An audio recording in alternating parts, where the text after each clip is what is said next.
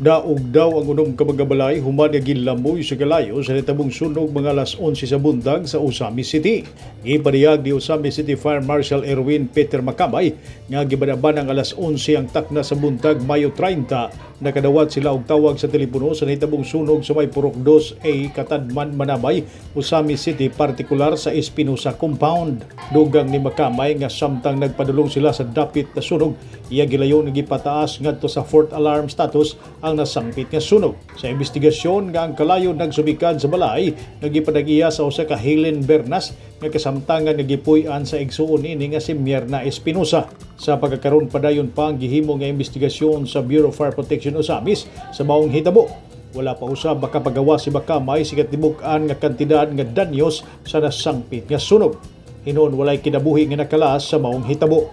Mitabang sa pagpalong sa kalayo mga fire trucks gikan sa Sinakaban, Tudilat, Tanggob, Ilim Enterprises, Bryant Milling and Marketing, Hebron, EBI Interior Hardware o PDRRMO sa Misamis Occidental. Mga alas 11:36 sa bundag, gideklara sa Bureau of Fire Protection Osamis nga kontrolado na ang kalayo sa maong sunog. Saysay ni Macabay, kabuhatag sila dugang update sa maong sunog human nga matapos ang ilang investigasyon. Neptali Batolino, Newsline Philippines, Province of Misamis Occidental. Stay safe.